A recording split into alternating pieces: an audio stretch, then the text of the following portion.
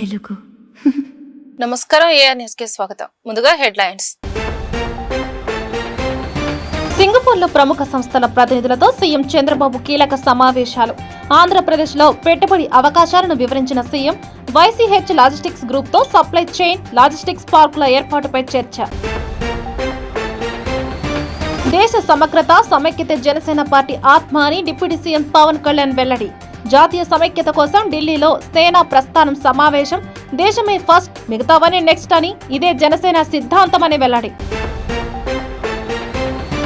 మహిళా శిశు గిరిజన సంక్షేమ రంగాల్లో 2 ఏళ్లలో అపూర్వ ప్రగతి సాధించామని మంత్రి గుమ్మడి సంధ్యారాణి వెల్లడి. సంక్షేమం నుంచి సాధికారత వైపు రాష్ట్ర ప్రభుత్వం ముందడుగు. సీఎం చంద్రబాబు నాయకత్వంలో ఎన్నడూ లేని స్థాయిలో సంక్షేమ కార్యక్రమాలు జరుగుతున్నాయని వెల్లడి. విజయవాడలో సర్ అవగాహన సదస్సులను ఆకస్మికంగా పరిశీలించిన ప్రభుత్వ whip MLA Bonda Umamaheswara Rao. SIR కార్యక్రమానికి ప్రజలందరూ సహకరించాలన్న బోండా ఉమా. ఓటరు జాబితా పారదర్శకత, ఖచ్చితత్వమే సర్ లక్ష్యమని వెల్లడి. ఆంధ్రప్రదేశ్లో పెట్టుబడుల ఆకర్షణ లక్ష్యంగా సింగపూర్ పర్యటనలో ఉన్న ముఖ్యమంత్రి నారా చంద్రబాబు నాయుడు వివిధ ప్రముఖ సంస్థల ప్రతినిధులతో సమావేశమయ్యారు. రాష్ట్రంలో ఉన్న పెట్టుబడి అవకాశాలు, లాజిస్టిక్స్ రంగ అభివృద్ధి అవకాశాలను వారికి వివరించారు. తొలి రోజుల పర్యటనలో భాగంగా YCH logistics group head of operations Sunil Nambiar తో భేటీ అయ్యి సప్లై చైన్ లాజిస్టిక్స్ పార్కుల ఏర్పాటు అంశాలపై చర్చించారు. సింగపూర్ పర్యటనలో భాగంగా ముఖ్యమంత్రి Chandrababu Naidu YCH logistics group ప్రతినిధులతో సమావేశమయ్యారు. అత్యాధునిక సాంకేతికతతో కూడిన భారీ సప్లై చైన్ సిటీని ఆంధ్రప్రదేశ్ లో ఏర్పాటు చేసే అవకాశాలపై చర్చలు జరిపారు. రాష్ట్రానికి 1000 కిలోమీటర్లకు పైగా సముద్ర తీరం ఉండటం, హైవేలు, పోర్టులు, విమానాశ్రయాలు, రైల్వే కనెక్టివిటీ వంటి అనేక అనుకూలతలు ఉన్నాయని సీఎం వివరించారు. లాజిస్టిక్స్ వ్యయాన్ని తగ్గించి దిశగా ప్రభుత్వం ప్రణాళికబద్ధంగా పనిచేస్తుందని తెలిపారు. హార్టికల్చర్ రంగంలో 1,00,000 కోట్ల రూపాయల పెట్టుబడులను ఆకర్షించే లక్ష్యంతో ముందుకు వెళ్తున్నామని, ఆక్వా కల్చర్ లో రాష్ట్రం దేశంలోనే అగ్రస్థానంలో ఉందని చెప్పారు. దేశ సమగ్రత సమైక్యత జనసేన పార్టీ ఆత్మ అని జనసేన పార్టీ అధ్యక్షులు, ఆంధ్రప్రదేశ్ ఉప ముఖ్యమంత్రి పవన్ కళ్యాణ్ స్పష్టం చేశారు. దేశాన్ని విచ్ఛిన్నం చేసే శక్తులతో రాజీ లేకుండా పోరాడతామని ప్రకటించారు. ఢిల్లీలో నిర్వహించిన జాతీయ సమైక్యత కోసం సేనా ప్రస్థానం సమావేశంలో ఆయన ప్రారంభోపన్యాసం చేశారు. ఢిల్లీలో జనసేన అధినేత పవన్ కళ్యాణ్ సేనా ప్రస్థానం, దేశ సమగ్రత కోసం సమావేశం నిర్వహించారు. దేశమే ఫస్ట్, మిగతావన్నీ నెక్స్ట్ అనేదే జనసేన పార్టీ సిద్ధాంతమని పవన్ కళ్యాణ్ అన్నారు. దేశ సమగ్రతకు సమైక్యతకు భంగం కలిగించే ఏ శక్తినైనా జనసేన పార్టీ బలంగా ఎదుర్కొంటుందని స్పష్టం చేశారు. 2014లో పార్టీ ఆవిర్భావం నుంచే అధికారం, పదవుల కోసం కాకుండా దేశ ప్రయోజనాల కోసం పనిచేస్తున్నామని చెప్పారు. జనసేన సిద్ధాంతాలు దేశవ్యాప్తంగా విస్తరిస్తున్నాయని, కర్ణాటక, కేరళ, తమిళనాడు రాష్ట్రాల నుంచి కూడా పార్టీ భావజాలాన్ని విస్తరించేందుకు నాయకులు ముందుకు వస్తున్నారని పేర్కొన్నారు. 2 సంవత్సరాల క్రితం జరిగిన ఈ విభజన కూడా మర్చిపోయాం. అందువల్ల ఇది ప్రతి ఒక్కళ్ళు గుర్తుపెట్టుకోవాల్సింది అనేది ఆయన చాలా వేదంతో చెప్పారు. అది సో దాన్ని, ఆ మాటల్ని నేను చాలా ఇన్స్పైర్ చేసినాయి నాకు. అంటే ఈ దేశ స్ఫూర్తిని కాపాడుకోవటం అనేది ఒక రోజుతో అయిపోయే పని కాదు. ప్రతి తరం కూడా దాన్ని ముందుకు తీసుకెళ్ళాలి. వారే దానికి మార్గదర్శకులు కావాలి. సమకాలీన రాజకీయాల్లో ఎవరైతే అధికారం కోసం ఆశపడి ఈ సూత్రాన్ని విస్మరిస్తారో వారు తమ స్వల్పకాలిక రాజకీయ ప్రయోజనాల కోసం ప్రజల మధ్య, ప్రాంతాల మధ్య విభజనను సృష్టించి దేశ సమగ్రతని ప్రమాదంలో పడేస్తున్నారు. అనేక మార్లు చెప్పాను. 2014లో కాంగ్రెస్ పార్టీ ఆంధ్రప్రదేశ్ రాష్ట్రాన్ని విభజించిన తీరు మీద మనం ఆవేదన వెలిబుచ్చాం తప్ప ఇక్కడ తెలంగాణ రాష్ట్ర విభజనని జనసేన ఏ రోజు కూడా దాన్ని అడ్డు చెప్పలేదు. ఇది 2009 నుంచి నేను రిపీటెడ్గా చెప్తున్నా. This is my commitment and also Janasena's commitment for betterment of Telangana, for the statehood of Telangana. కాకపోతే కాంగ్రెస్ పార్టీ విభజించిన తీరు మటుకు ఒక అసంతృప్తిని, ఒక అశాంతిని సృష్టించింది. ఈ రోజుకి ఆ వారసత్వపు సమస్యలు ఇలాగే ఉన్నాయి. ఆస్తుల పంపకాలు కావచ్చు. అంటే ఇవన్నీ కాంగ్రెస్ పార్టీ ఆ రోజు చేసిన విభజించిన విధానం కానీ, వాళ్ళ డివిజివ్నెస్ అప్రోచ్ కానీ ఈ రోజుకి ఆ ధోరణి మారలేదు. దానికి ఉదాహరణ ఇటీవల తెలంగాణలో జనసేన సభని అనుమతులు ఇవ్వకుండా అడ్డుకోవడం. ఈరోజు ఎజెండాలో ఇది ప్రధానాంశం కానప్పటికీ కూడా ప్రతిసారి ఒక్కొక్క రాజకీయ పార్టీ తమ సొంత రాజకీయ సరిహద్దులు పెట్టుకొని ఎలాంటి విభజనలు సృష్టిస్తారో చెప్పడానికి నేను దీన్ని ఒక ఉదాహరణగా చెప్తున్నాను. చాలామంది ముఖ్యంగా మన తెలుగు రాష్ట్రాలు కావచ్చు, కొంచెం దక్షిణాది రాష్ట్రాలు కావచ్చు, మనం ఎక్కువగా వినేది రెండేళ్లలో మహిళా, శిశు మరియు గిరిజన సంక్షేమ రంగాల్లో అపూర్వ ప్రగతి సాధించామని రాష్ట్ర మంత్రి గుమ్మడి సంధ్యారాణి అన్నారు. సంక్షేమం నుంచి సాధికారత వైపు, భద్రత నుంచి సమగ్ర అభివృద్ధి దిశగా ముందడుగు వేశామని స్పష్టం చేశారు. ముఖ్యమంత్రి చంద్రబాబు నాయకత్వంలో ఉప ముఖ్యమంత్రి పవన్ కళ్యాణ్ సహకారంతో గత రెండేళ్లలో ఎన్నడూ లేని స్థాయిలో సంక్షేమ కార్యక్రమాలు అమలు చేశామని మంత్రి తెలిపారు. ప్రతి మహిళకు భద్రత, ప్రతి చిన్నారికి పోషకాహారం, ప్రతి గిరిజన కుటుంబానికి అభివృద్ధి అవకాశాలు అందించడమే ప్రభుత్వ ధ్యేయమని అన్నారు. రాష్ట్ర వ్యాప్తంగా 56,746 అంగన్వాడీ కేంద్రాల ద్వారా 20 లక్షల మందికి సేవలు అందిస్తున్నామని మంత్రి వివరించారు.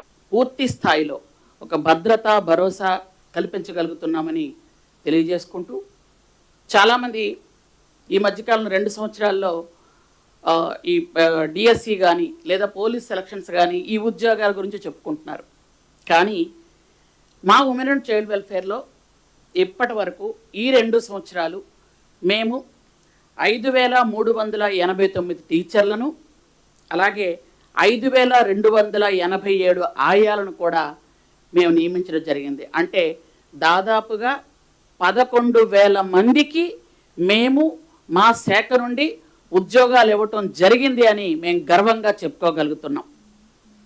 ఎందుకంటే మినీ అంగన్వాడీల నుండి మెయిన్ అంగన్వాడీస్కి మార్చడం వల్ల చాలామందికి ఉపాధి కలిగింది. అక్కడ ఉన్నటువంటి ఈ 5,000 మినీ అంగన్వాడీస్లో ఉన్నటువంటి వాళ్ళు టీచర్లుగా మారితే అక్కడ అందరికీ కూడా ఆయాలుగా ఆల్రెడీ ఇవ్వటం కూడా జరిగింది. ఇంకా 2,000 ఉన్నాయి.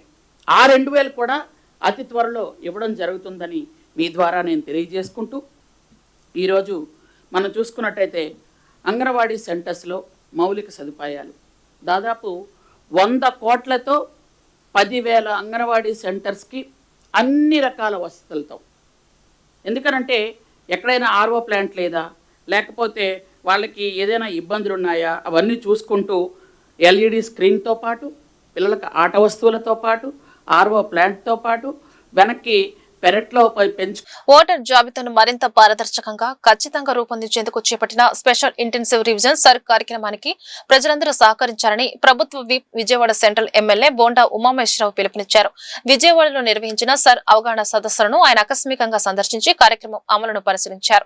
ప్రజలు బిఎల్ఓలకు అవసరమైన సమాచారం, ఆధార్ వివరాలు అందించి సహకరించాలని కోరారు. విజయవాడ సెంట్రల్ నియోజకవర్గంలోని 25వ డివిజన్ దుర్గా అగ్రహారంలోని బాల కనకదుర్గ అమ్మవారి ఆలయం సమీపంలో ఉన్న బూత్ నెంబర్లు 236, 244తో పాటు 63వ డివిజన్లోని బూత్ నెంబర్ 88 వద్ద నిర్వహిస్తున్న స్పెషల్ ఇంటెన్సివ్ రివిజన్ అవగాహన సదస్సును ప్రభుత్వ విప్ ఎమ్మెల్యే బోండా ఉమామహేశ్వరరావు ఆకస్మికంగా సందర్శించారు. ఈ సందర్భంగా ఆయన మాట్లాడుతూ, భారత ఎన్నికల సంఘం ఆదేశాల మేరకు దేశవ్యాప్తంగా చేపట్టిన సర్ కార్యక్రమం ద్వారా అర్హులైన ప్రతి భారతీయ పౌరుడికి ఓటు హక్కు కల్పించడమే ప్రధాన లక్ష్యమన్నారు. సెంట్రల్ నియోజకవర్గంలో ఇవాళ భారతదేశ వ్యాప్తంగా ఈ రోజు నుంచి ఎన్నికల కమిషన్ ఆదేశాల మేరకు చేపట్టినటువంటి ఎస్ఐఆర్ రివిజను అనేది స్టార్ట్ చేశాం.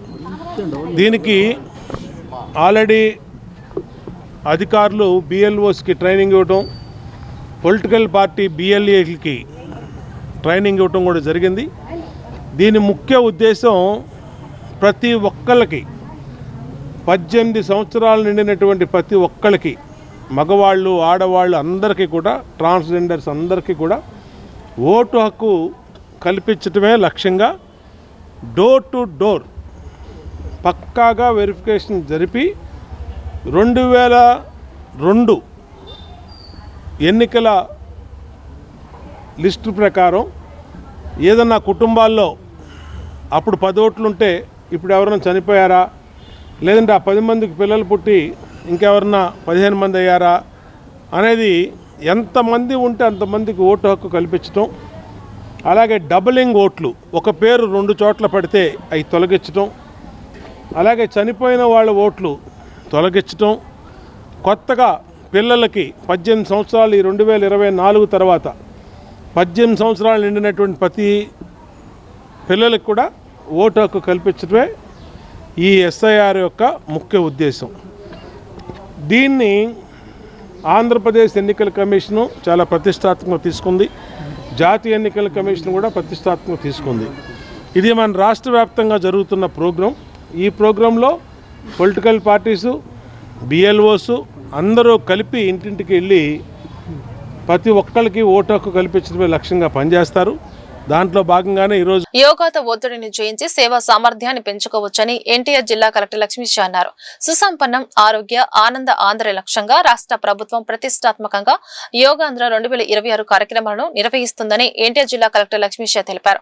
ప్రతి వర్గాన్ని యోగా కార్యక్రమాల్లో భాగస్వాములను చేయాలనే ఉద్దేశంతో థీమ్ యోగా కార్యక్రమాలు చేపడుతున్నట్లు చెప్పారు. విజయవాడ అర్బన్ పరిధిలోని బీఆర్టీఎస్ రోడ్డు నిర్వహించిన ఈ కార్యక్రమంలో కలెక్టర్ లక్ష్మీశ విపత్తు స్పందన దళాలు, అగ్నిమాపక అధికారులు, సిబ్బందితో కలిసి యోగా చేశారు. ఈ సందర్భంగా కలెక్టర్ మాట్లాడుతూ విపత్తులు, అగ్ని ప్రమాదాలు, అత్యవసర పరిస్థితుల్లో విధులు నిర్వర్తించే సిబ్బందికి యోగా ఎంతగానో అవసరమని పేర్కొన్నారు. యోగాభ్యాసం ద్వారా శారీరక దృఢత్వం, మానసిక స్థైర్యం, ఏకాగ్రత, ఆత్మవిశ్వాసం పెరుగుతాయని, అత్యవసర పరిస్థితుల్లో వేగంగా నిర్ణయాలు తీసుకునేందుకు, ఒత్తిడిని అధిగమించి సమర్థవంతంగా సేవలు అందించేందుకు యోగా దోహదపడుతుందని వివరించారు.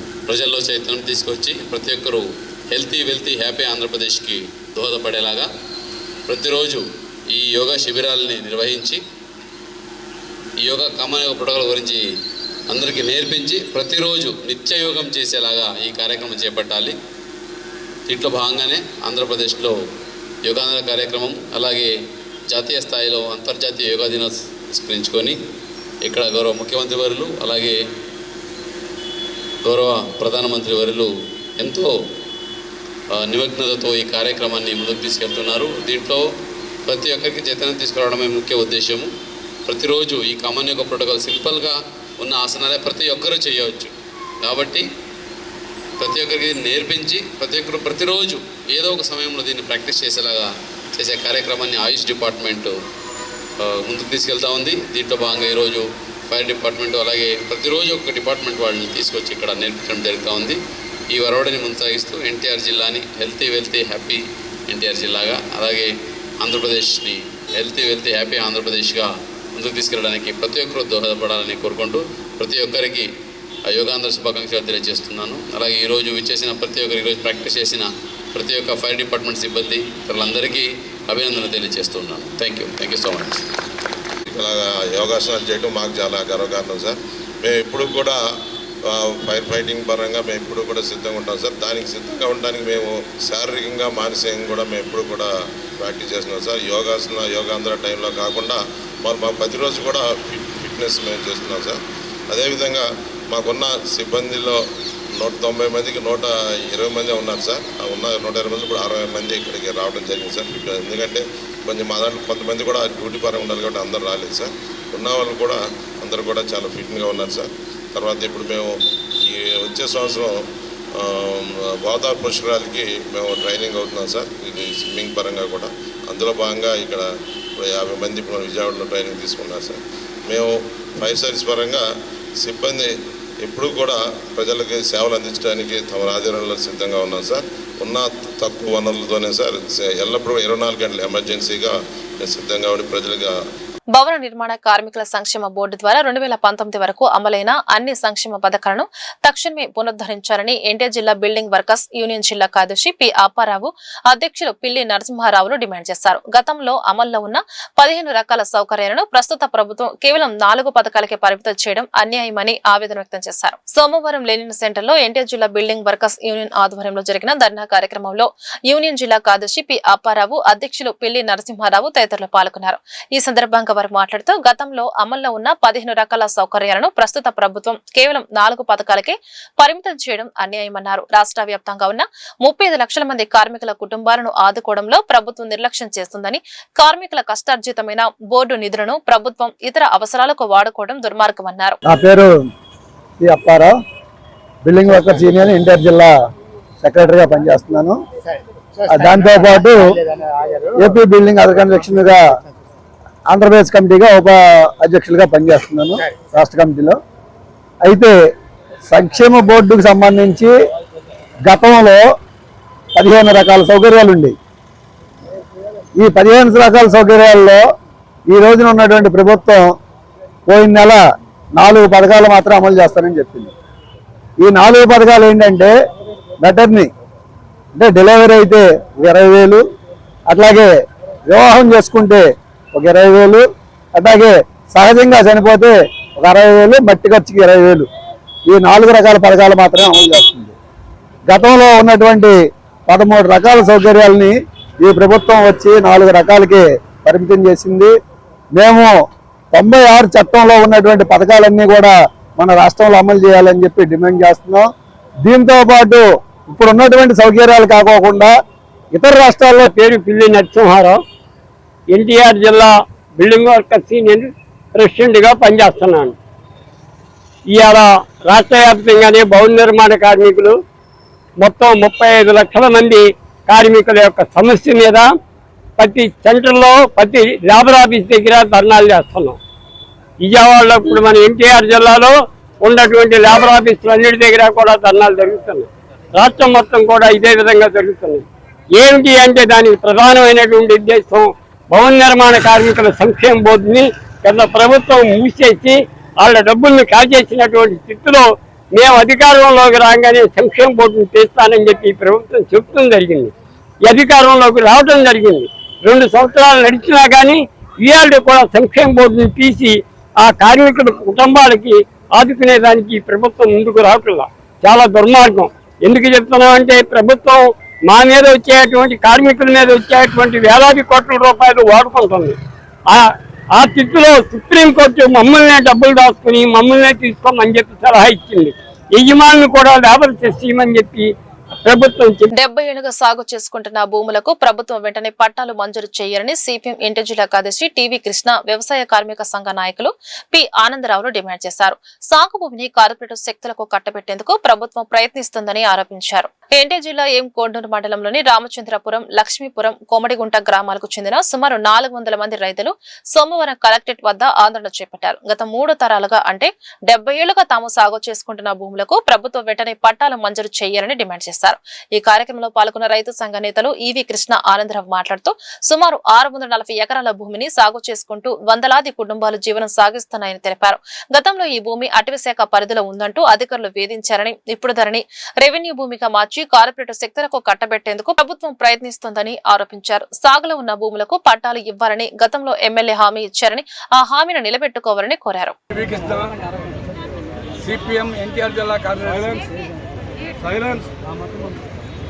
ఎన్టీఆర్ జిల్లా ఏకొండూరు మండలంలో రామచంద్రపురం, లక్ష్మీపురం, కోమడిగుంట గ్రామాల్లో ఉన్న రైతులు 400 మంది గత 3 తరాలుగా అంటే 70 సంవత్సరాలుగా వ్యవసాయం చేసుకుంటున్నారు, సాగు చేస్తున్నారు భూమిని. 640 ఎకరాల భూమి. ఈ భూమికి సంబంధించిన వరకు ప్రభుత్వం పట్టాలు ఇవ్వాల, రకరకాల పేర్లతో తాత్సారం చేసింది. ఇప్పుడు వాటన్నిటిని కూడా ఎన్యూమరేట్ చేసి పట్టాలు ఇవ్వాలని చెప్పని మేము కోరుతూ ఉన్నాం. రైతుల ఉద్యమాన్ని గమనించిన తర్వాత ఎమ్మెల్యే గారు కూడా వచ్చి మేము పట్టాలు ఇస్తామని చెప్పని హామీ ఇచ్చారు. ఆ హామీని నిలబెట్టుకోవాలని కలెక్టర్ గారు ఈ పట్టాలు వేయడానికి సర్వే చేయాలని, ఇంటిలో ఉన్న అర్హులైన వాళ్ళందరికీ కూడా పట్టా ఇవ్వాలని చెప్పని మేము రైతులు డిమాండ్ చేయడానికి కలెక్టర్ ఆఫీస్కి వచ్చారు. వారి డిమాండ్ న్యాయం అని మేము వారికి మద్దతు ఇస్తూ సంఘీభావం చెప్పడం కోసం ఈ రోజున మేము కలెక్టర్ ఆఫీస్కి రావడం జరిగింది. ఎన్టీఆర్ జిల్లా ఏకొండూరు మండలంలో రామచంద్రాపురం, లక్ష్మీపురం, కోమటిగుంట సంబంధించిన రైతులు దాదాపు 400 మంది రైతులు అక్కడ ఉన్నటువంటి భూమిని 318 ఎకరాల భూమిని దాదాపు 70 సంవత్సరాల నుండి సాగు చేసుకుంటా ఉన్నారు. ఈ భూమి ఆధారంగా జీవిస్తూ ఉన్నారు.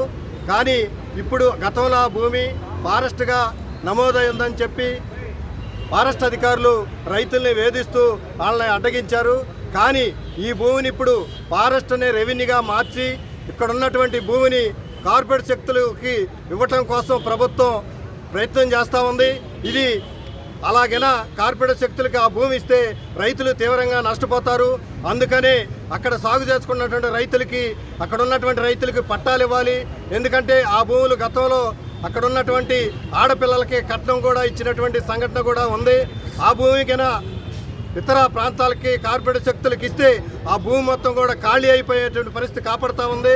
అంతేకాదు ఆ ప్రాంతం నుంచి వలస కూడా వెళ్లాల్సిన పరిస్థితి ఏర్పడుతూ ఉంది. అందుకని ప్రభుత్వం వెంటనే స్పందించి అక్కడ సాగు చేసుకున్నటువంటి రైతులకి, అక్కడ ఉన్నటువంటి రైతులకి, వారి పిల్లలకి పట్టాలిచ్చి రైతుల్ని ఆదుకోవాలని చెప్పి వ్యవసాయ కార్మిక సంఘంగా మేము డిమాండ్ చేస్తా ఉన్నాం. మాది రామచంద్రాపురం గ్రామం. నేను ఏకొండూరు మండలం రైతు సంఘంలో పనిచేస్తా ఉన్నాను. అక్కడ సుమారు 70 సంవత్సరాల నుంచి 400 కుటుంబాల వారు తలా ఎకరం, అరెకరం, 2 ఎకరాల భూమిని సాగు చేసుకుని బ్రతుకుతూ ఉన్నారు. గతంలో సాగు చేసుకునే సందర్భంలో ఫారెస్ట్ అధికారులు ఈ ఫారెస్ట్ భూమి మీరు సాగు చేయొద్దని వేధింపులు గురి చేశారో, కేసులు పెట్టి వేధించారో, అయినా కూడా ఏంటంటే బ్రతుకు తెరువు కోసం తప్పని పరిస్థితుల్లో ఆ భూమిని సాగు చేసుకుని బ్రతికేటటువంటి ఈ యొక్క కుటుంబాలు, నిరుపేద కుటుంబాలు, ఆ భూమే జీవనాధారం.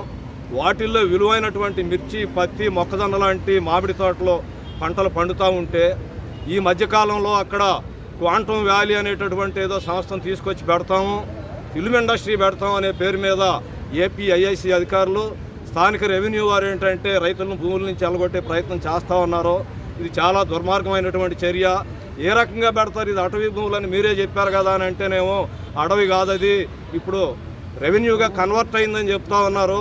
ప్రకాశం జిల్లా ఈదుమూడి గ్రామంలో యాదవ సామాజిక వర్గానికి చెందిన వ్యక్తిపై జరిగిన దాడి ఘటనపై న్యాయం చేయాలని డిమాండ్ చేస్తూ ఒంగోలు కలెక్టర్ కార్యాలయం ఎదుట బీసీ సంక్షేమ సంఘం ఆధ్వర్యంలో ధర్నా నిర్వహించారు. బాధిత కుటుంబానికి రక్షణ కల్పించడంతో పాటు దాడికి పాల్పడిన వారిపై కఠిన చట్టపరమైన చర్య తీసుకోవాలని ప్రభుత్వాన్ని కోరారు. అనంతరం కలెక్టర్ కు వినతి పత్రం సమర్పించారు. ఈదుమూడి గ్రామంలో యాదవ సోదరుడిపై జరిగిన దాడి ఘటనను ఖండిస్తూ జాతీయ బీసీ సంక్షేమ సంఘం ఆధ్వర్యంలో ఒంగోలు కలెక్టర్ కార్యాలయం ముందు ఆందోళన చేపట్టారు. బాధితుడికి తక్షణ న్యాయం చేయాలని, దాడికి బాధ్యులైన వారిపై కఠిన చర్యలు తీసుకొని డిమాండ్ చేశారు. అలాగే బాధిత కుటుంబానికి భద్రత కల్పించాలని, గొర్రెలు, మేకలు, పశువుల పెంపకానికి అవసరమైన భూములు మరియు ఆర్థిక సహాయం అందించాలని ప్రభుత్వాన్ని కోరారు. ఈ సందర్భంగా జాతీయ బీసీ సంక్షేమ సంఘం జాతీయ అధ్యక్షుడు లాకా వెంగళరావు యాదవ్ మాట్లాడుతూ బాధిత కుటుంబానికి పూర్తి న్యాయం జరిగే వరకు పోరాటం కొనసాగిస్తామని తెలిపారు. ప్రభుత్వ పాఠశాలలో చదివే విద్యార్థులకు కార్పొరేట్ పాఠశాలకు ఏ మాత్రం తీసిపోరని ప్రభుత్వ విప్ సెంట్రల్ నియోజకవర్గ ఎమ్మెల్యే బోండా ఉమామహేశ్వరరావు పేర్కొన్నారు. తల్లికి వందనం వంటి పథకాల ద్వారా విద్యార్థుల భవిష్యత్తుకు భరోసా ఇస్తున్నామని చెప్పారు. సోమవారం రాజీవ్ నగర్ లోని రాజీవ్ గాంధీ నగరపాలక సంస్థ ఉన్నత పాఠశాలలో ప్రస్తుత విద్యా సంవత్సరం ప్రారంభోత్సవంలో సెంట్రల్ ఎమ్మెల్యే బోండా ఉమామహేశ్వరరావు పాల్గొన్నారు. విద్యార్థులకు పాఠ్య పుస్తకాలు పంపిణీ చేశారు. ఈ సందర్భంగా ఇటీవల 10వ తరగతి ఫలితాల్లో 577 మార్కులు సాధించిన విద్యార్థిని జి దుర్గా భవని ప్రత్యేకంగా అభినందించి 5,000 నగదు బహుమతిని అందజేశారు. అనంతరం ఆయన మాట్లాడుతూ ప్రభుత్వ పాఠశాలలో నాణ్యమైన విద్య అందుతుందనడానికి విద్యార్థి లోకేష్, విద్యార్థిని దుర్గా భవని సాధించిన ఫలితాలే నిదర్శనమని అన్నారు. విద్యా సంవత్సరం ప్రారంభమవుతున్న సందర్భంలో అన్ని గవర్నమెంట్ స్కూల్స్లో కూడా మొదటి రోజునే పాఠ్య పుస్తకాలు పిల్లలందరికీ అందజేయడం జరిగింది. టెక్స్ట్ బుక్స్ ఇచ్చాం, నోట్ బుక్స్ ఇస్తున్నాం, స్కూల్ బ్యాగులు, షూస్, అలాగే మధ్యాహ్నం భోజనం. గవర్నమెంట్ స్కూల్లో చదువుకునే పిల్లలందరికీ కూడా వేల కోట్లు ఖర్చు పెట్టి వాళ్ళకి అన్ని రకాలుగా ప్రయోజకులు అవటం కోసం, వాళ్ళ తల్లిదండ్రులు కన్న కలలు నెరవేర్చడానికి కోసం ఈ ప్రభుత్వం చిత్తశుద్ధితో పేద మధ్యతరగతి పిల్లలకి అండగా ఉంటా ఉంది. కార్పొరేట్ స్కూల్స్లో మోజులో చాలామంది కార్పొరేట్ స్కూళ్ళలో పిల్లల్ని అప్పులు చేసి అధిక ఫీజులు కట్టి చేస్తున్నారు. ఇక్కడ సుందరయ్య స్కూల్లో నిన్న 62వ డివిజను పుచ్చలపల్లి సుందరయ్య గారి స్కూల్లో 584 మార్కులు లోకేష్ అనే విద్యార్థికి వచ్చినాయి. ఇక్కడ భవాని అనే పాపకి 577. ఈ ప్రాంతంలో ప్రైవేట్ స్కూల్స్లో ఎవరికి కూడా అలాంటి మార్కులు రాలా. అంటే కార్పొరేట్ స్కూల్స్కి ధీటుగా వాటి తల తన్నేటట్టుగా ఇవాళ మా గవర్నమెంట్ స్కూల్స్లో పిల్లలు చదువుతున్నారు. రాష్ట్రంలో ఆర్టీసీని ప్రైవేటు పరం చేసే విధానాన్ని వెంటనే నిలుపుదల చేయాలని వైఎస్ఆర్ ట్రేడ్ యూనియన్ రాష్ట్ర అధ్యక్షులు పూనూరు గౌతమ్ రెడ్డి డిమాండ్ చేశారు. కూటమి ప్రభుత్వం పేదవాడి వాహనమైన ఆర్టీసీని ప్రైవేటు వ్యక్తులకు దారాదత్తం చేసేందుకు కుట్ర చేస్తోందని ఆరోపించారు. సోమవారం విజయవాడ బస్టాండ్ వద్ద ట్రేడ్ యూనియన్ నాయకులతో కలిసి వైఎస్ఆర్ ట్రేడ్ యూనియన్ రాష్ట్ర అధ్యక్షులు పూనూరు గౌతమ్ రెడ్డి నిరసన కార్యక్రమం చేపట్టారు.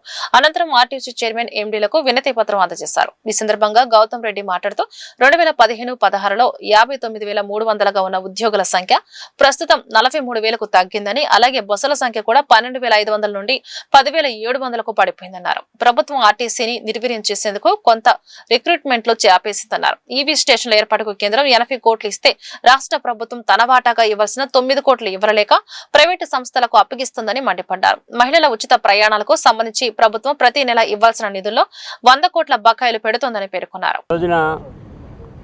ఆంధ్రప్రదేశ్లో ప్రతిష్టాత్మకంగా ఉన్నటువంటి ఆర్టీసీ సంస్థ అన్ని రాష్ట్రాల్లోనూ కూడా కార్పొరేషన్లోనే ఉంటే జగన్మోహన్ రెడ్డి గారి ప్రభుత్వంలో మాత్రం దీనిని ప్రభుత్వంలోకి విలీనం చేసుకుని ప్రభుత్వమే నిర్వహించేటువంటి పద్ధతిలో చేయటం అనేటువంటి జరిగింది. ఆనాడు ఈ ఆర్టీసీ ఉద్యోగులందరికీ కూడా ఒక శుభ సూచకమైనటువంటి దినంగా అందరూ సంబరాలు చేసుకున్నారు. కానీ కూటమి ప్రభుత్వం వచ్చిన తర్వాత పేదవాడి యొక్క జీవన చక్రమైనటువంటి ఆర్టీసీ బస్సుని ప్రైవేటు పరం చేయాలని ప్రైవేటు వ్యక్తులకి దారాదత్తం చేయటం వలన పేదవాడి యొక్క కడుపు కొట్టేటువంటి పద్ధతి, కనీసం పేదవాడి చక్రాన్ని కూడా అందుకోలేనటువంటి పరిస్థితుల్లో తయారు చేయడానికి తీసుకుంటున్నారు. ఇవి మేమేమి అబద్ధాలు చెప్పట్లా, ఏ రకమైనటువంటి మోసాలు కానీ లేకపోతే కనుక ఇంకో రకంగా కానీ కూడా మాట్లాడట్లా. మేము ఆధారాలతో సహా చూపిస్తామనేటువంటిది కూడా చెప్తా ఉన్నాం. ఈ ఆధారాలు చూపించినటువంటి దాంట్లో 2015, 2016 ఆర్థిక సంవత్సరంలో అయితే రమారమి 59,300 మంది ఉద్యోగులుంటే ఈ రోజున ఇదే సంస్థలో 43,000 మంది ఉద్యోగులు ఉన్నారు. అంటే కారణం ఏంటి? ఇన్ని వేల మందిని రిక్రూట్మెంట్ చేసుకోవట్లేదు అనేటువంటి కనబడతా ఉంది. అదే తరహాలో మనం ఈ రోజున చూస్తే రాజ్యసభ వేలంపాట భారీ ధరకు అమ్ముడుపోయింది అని రాష్ట్రీయ ప్రజా కాంగ్రెస్ వ్యవస్థాపక అధ్యక్షులు మేడా శ్రీనివాస్ ఆరోపించారు. విద్యా వైద్యాన్ని ఉచితం చేయగల దమ్మున్న పాలకులు ఏపీ తెలంగాణలో ఉన్నారా అని ప్రశ్నించారు. రాజమండ్రి ఆర్పీసీ వారాంతపు సమావేశంలో మేడా శ్రీనివాస్ మాట్లాడుతూ ఏపీ నుండి రాజ్యసభ పదవులను 100 కోట్లకు కూటమి సర్కారు అమ్మేసుకుందని ఆరోపించారు. ఎన్నాళ్లుగా సేవలు అందించిన దిగువ స్థాయి నేతలకు రాజ్యసభకు వెళ్లే అర్హత లేకుండా పోయిందని, జెండా మోస్తే జన్మాంతం కట్టప్పులుగా బానిసలుగానే ఉండాలి అని ప్రశ్నించారు. దేవాలయాలను ప్రభుత్వం బందిఖానా నుండి విడిపించగల దమ్మున్న సనాతని ఎవరు అని మేడా శ్రీనివాస్ నిలదీశారు. దేవాదాయ ఆస్తులను రాజకీయ అవసరాలకు దారి మళ్లించడం మహా అపచారమని, ప్రకృతి విపత్తులకు దైవ ఆగ్రహమే కారణమని అన్నారు. కొంతమందిని పంపించారు.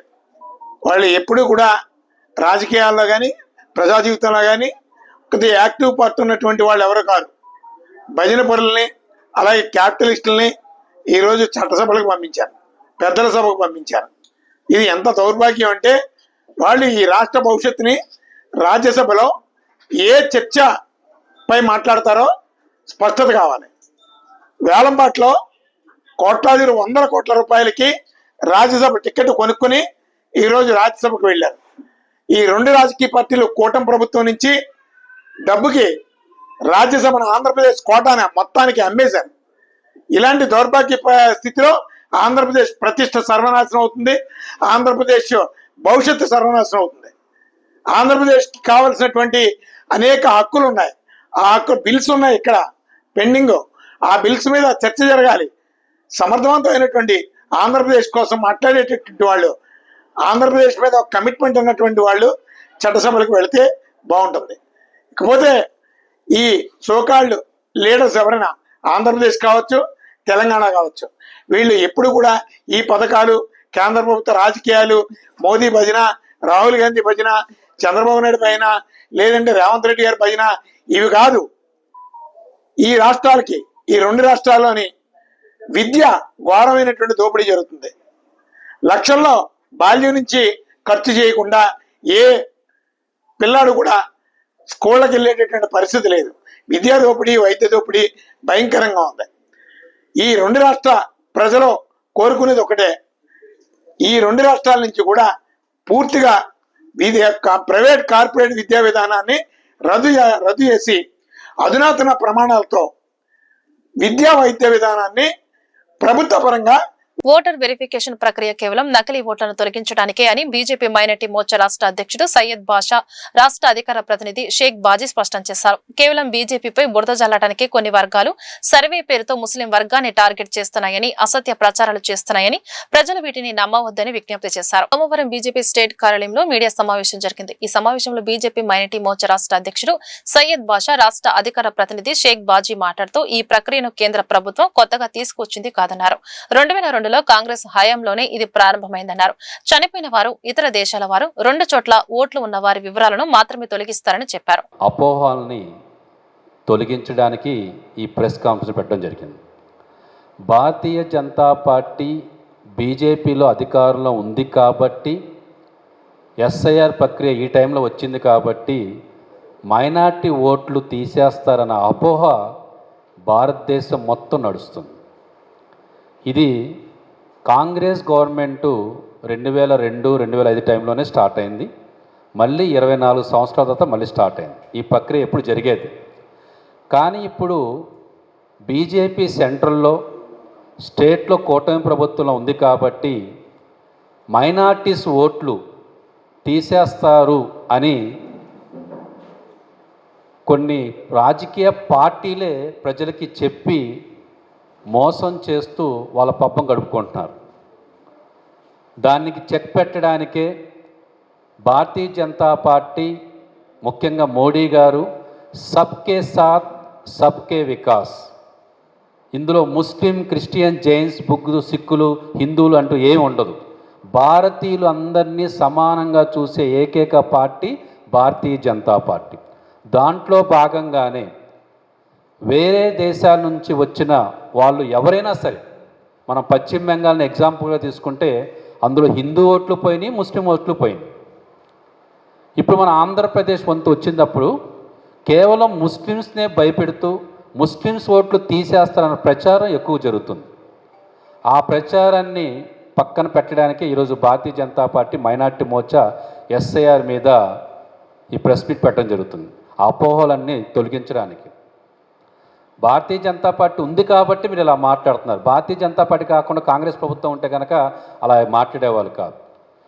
వేరే బంగ్లాదేశ్ నుంచి వచ్చిన వాళ్ళు కానీ, అలాగే మన స్టేట్లో వేరే స్టేట్లో అక్కడ ఓటేస్తున్నారు, ఇక్కడ ఓటేస్తున్నారు. అది హిందూ అవ్వచ్చు, ముస్లిం అవ్వచ్చు, క్రిస్టియన్ అవ్వచ్చు. అలాగే మన ఆంధ్రప్రదేశ్లో కూడా విజయవాడలో ఓటేసి సాయంత్రానికి వేరే ఊరు వెళ్ళి ఓటేస్తున్నారు. ఇవన్నీ పోయి ఒక వ్యక్తికి ఒక ఓటే ఉండాలి. మీద ఏదైతే ఇవాళ మైనార్టీ మోర్చా మీడియా ముందు ఈ సమావేశం పిలిచారో, ఇది ఇవాళ ఎన్నో అపోహలు తొలగించే ప్రెస్ కాన్ఫరెన్సు. ఎందుకంటే మైనారిటీల మీద చిన్న చూపు భారతీయ జనతా పార్టీ చూస్తుందనే ఒక తప్పుడు ప్రచారం ఏదైతే రాహుల్ గాంధీ ఆయన టీం ఏదైతే చేస్తున్నారో, ఇటువంటి అపోహల్ని తొలగిస్తమే దీని ముఖ్య ఉద్దేశం. సర్ అనేది ఇవాళ కొత్త కాదు. ఇప్పటికి ఈ 60-70 ఏళ్లలో ఇది ఎన్నోసార్లు వచ్చింది. దాన్ని బట్టి ఎన్నో ఓట్లు డూప్లికేషన్ అవ్వకుండా, అట్లానే బయట దేశస్తులు వచ్చి ఇక్కడ ఓటింగ్ ప్యాటర్న్ ఏదైతే చేయటానికి మమతా బెనర్జీ ఎంకరేజ్ చేసిందో, ఇది దేశం అందరి ముందు ఉంది. అదొక పెద్ద ఉదాహరణ మనందరికీ. అటువంటి తప్పిదాలు మళ్ళీ ఫ్యూచర్లో ఎప్పుడూ జరగకుండా వీలైనంత వరకు ఆ ఓట్లు తొలగిస్తానికి అటువంటి పద్ధతిని తీసుకురావటం ఇది కొత్త కాదు. కానీ మైనారిటీల మీద ఇది ఏదైతే తప్పుడు ప్రచారం జరుగుతుందో దాన్ని ముఖ్య ఉద్దేశంగా ఇవాళ ఈ ప్రెస్ కాన్ఫరెన్స్లో ఏదైతే మన మాదిగ దండోర ఆవిర్భవించి 32 ఏళ్లు పూర్తవుతున్న సందర్భంగా జూలై 7న ప్రకాశం జిల్లా ఈదుముడిలో మాదిగల పుణ్యక్షేత్రం శంకుస్థాపన కార్యక్రమం నిర్వహించనున్నట్లు ఎంఆర్పీఎస్ ఆంధ్రప్రదేశ్ రాష్ట్ర అధ్యక్షుడు పానగంటి శాలెం రాజా వెల్లడించారు. గత 31 ఏళ్లుగా కేవలం వర్గీకరణ ధ్యేయంగా పోరాటం వల్లే మాదిగలు రాజకీయంగా ఆశించిన స్థాయికి చేరుకోలేకపోయారని ఆవేదన వ్యక్తం చేశారు. ఎంఆర్పీఎస్ ఆధ్వర్యంలో గాంధీనగర్ లో కార్యవర్గ సమావేశం జరిగింది. ఈ సమావేశంలో ఎంఆర్పీఎస్ ఆంధ్రప్రదేశ్ రాష్ట్ర అధ్యక్షుడు పానగంటి శాలెం రాజా, ఏటుకూరి విజయ్ కుమార్ మాదిగ, ఎంఆర్పీఎస్ ఎన్టీఆర్ జిల్లా అధికార ప్రతినిధి మాతంగి సంజయ్, లంకా బుచ్చి మాదిగ, రాష్ట్ర మాదిగ మహిళా సమైక్య అధ్యక్షురాలు నల్లూరి చంద్రలీల మాదిగ కార్యకర్తలు, నాయకులు పాల్గొన్నారు. ఈ సందర్భంగా రాష్ట్ర అధ్యక్షుడు పానుగంటి శాలంరాజు మాట్లాడుతూ ఎంఆర్పీఎస్ వ్యవస్థాపక అధ్యక్షుడు ఉరుసుపాటి బ్రహ్మయ్య మాదిగ నాయకత్వంలో ఇటీవల హైదరాబాద్ లో జరిగిన సమావేశంలో తనను ఏపీ అధ్యక్షుడిగా ఎన్నుకున్నట్లు చెప్పారు. ఓట్ల కోసం రాజకీయ పార్టీలకు బానిసలుగా మారే పరిస్థితి పోవాలని, ఇకపై రాజ్యాధికారమే లక్ష్యంగా ఉద్యమాన్ని ముందుకు తీసుకెళ్తామని స్పష్టం చేశారు. పేరు పానుగంటి శాలంరాజ్, ఎంఆర్పీఎస్ రాష్ట్ర అధ్యక్షుడిని. పోయిన నెల 29వ తారీఖున హైదరాబాద్ బషీర్బాగ్లో 2 రాష్ట్రాల కమిటీలు ఏర్పాటు చేయడం జరిగింది. ఎంఆర్పీఎస్ వ్యవస్థాపక అధ్యక్షులు ఉరుసుపాటి బ్రహ్మయ్య మాదిగ గారి నాయకత్వంలో ఆంధ్రప్రదేశ్ శాఖకు సంబంధించి నన్ను అంటే శాలంరాజును ఆంధ్రప్రదేశ్ రాష్ట్ర అధ్యక్షునిగా ఎన్నుకోవడం జరిగింది. ఏదైతే మా మీద నమ్మకం పెట్టుకొని ఆంధ్రప్రదేశ్ శాఖకు అధ్యక్షునిగా పెట్టాడో మా నాయకుడైనటువంటి ఉరుసుపాటి బ్రహ్మయ్య మాదిగ గారి నమ్మకాన్ని వమ్ము చేయకుండా మాకు శక్తికి మించిన అయినా కూడా మా జాతి అభివృద్ధి కోసం పనిచేస్తామని సందర్భంగా తెలియజేస్తూ మాదిగ దండోరా ఆవిర్భవించి రేపు జూలై 7కు 32 సంవత్సరాలలో అడుగు పెడుతున్న క్రమంలో ఈదుముడిలో మేము తీసుకుపోయే కార్యక్రమం మాదిగల పుణ్యక్షేత్ర శంకుస్థాపన కార్యక్రమాన్ని మేము ఈదుముడిలో జూలై 7వ తారీఖున తీసుకుపోతున్నాం. ఆ కార్యక్రమానికి సంబంధించి ఈ 31 సంవత్సరంల ఉద్యమ నేపథ్యంలో వర్గీకరణ అంశాన్ని దృష్టిలో పెట్టుకొని అమరులైన మా మాదిగ అమర వీరులకి నివాళులు అర్పించే క్రమాన్ని మేము ఈదుముడిలో ఏర్పాటు చేసుకుంటున్నాం.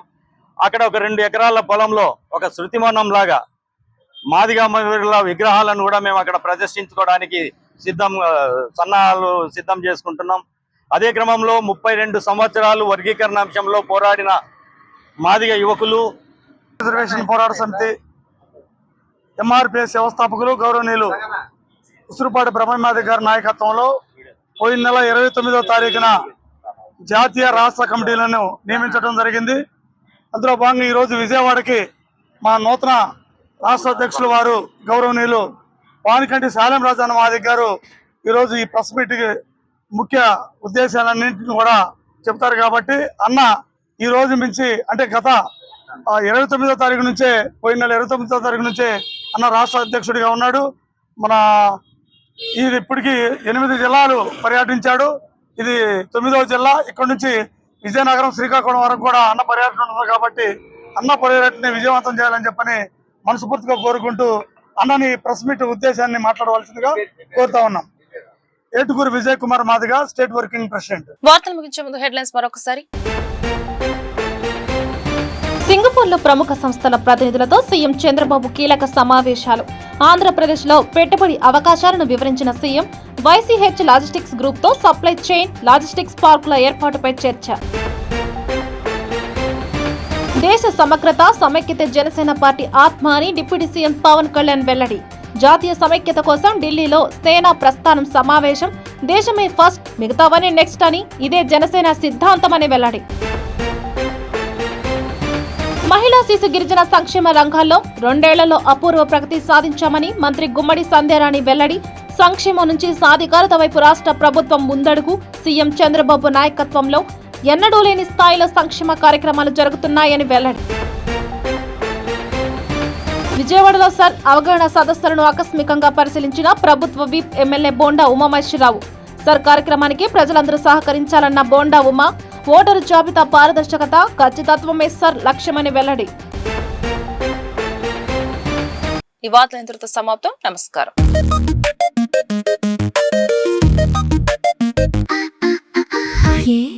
ARTV తెలుగు.